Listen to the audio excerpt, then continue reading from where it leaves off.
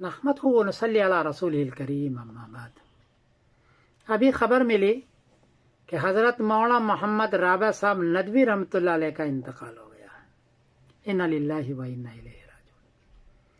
حضرت مولانا ابو الحسن ندوی رحمۃ اللہ علیہ کہ یہ خاص آدمی تھے، بڑے محتمد تھے، دلارے تھے، بہت چاہتے تھے حضرت مولانا ابو الحسن صاحب ندوی رحمۃ اللہ علیہ مولانا رابع صاحب کو۔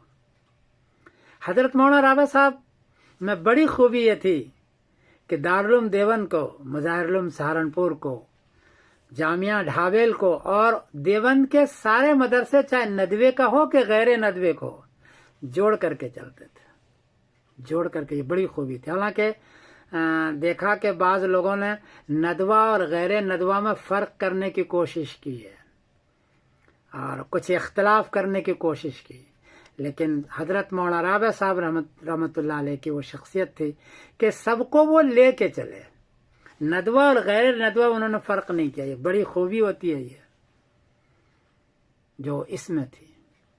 دوسری بات ہے کہ مسلم پرسنل بورڈ کے یہ متفقہ سرپرست رہے ایک زمانہ تک، حالانکہ بڑی چیز ہے یہ، لیکن ان کی اخلاق مندی، ان کی بلندی، ان کا علم، ان کا تقوی، ان کی طہارت اتنی زیادہ تھی کہ سب ان کو مانتے تھے۔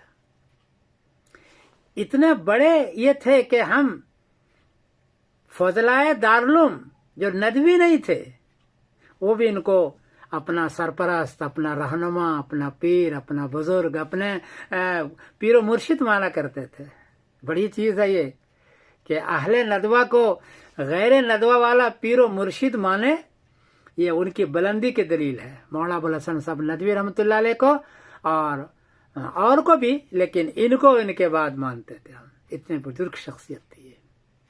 اس اخیر دور میں دو ہی آدمی رہ گئے تھے، ایک مولانا ارشد مدنی دامت برکاتہم جو بھی حیات ہیں، اور ایک مولانا رابع صاحب رحمۃ اللہ علیہ تھے۔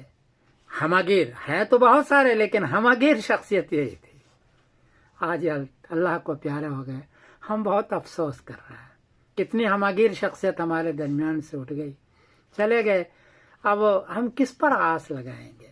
ہم اہل برطانیہ کو بہت افسوس ہوا ہے، ہم سوگ میں ڈوب چکے ہیں، اور اسی سوگ میں ہم تعزیت پیغام نوٹ کروا رہے ہیں، اور کہ اللہ تعالیٰ ان کو جنت الفردوس عطا فرمائے، ان کے لغزشوں کو معاف فرمائے، ان کے عذاب جہنم، عذاب قبر کو دور فرمائے، اور بعد میں رہنے والے کو صبر جمیل عطا فرمائے، اہل ندوہ کو اس کا نعم البدع عطا فرمائے، بلکہ پوری امت مسلموں کو ان کا نعم البدع عطا فرمائے۔ اس کی ہم دعا کرتے ہیں، اللہ تعالیٰ ان کو اپنے جوار رحمت میں جگہ عطا فرمائے۔ اور اسی افسوس کے ساتھ ہے میں سمیر الدین قاسم بول رہا ہوں مانچسٹر انگلینڈ سے۔ السلام علیکم ورحمۃ اللہ وبرکاتہ۔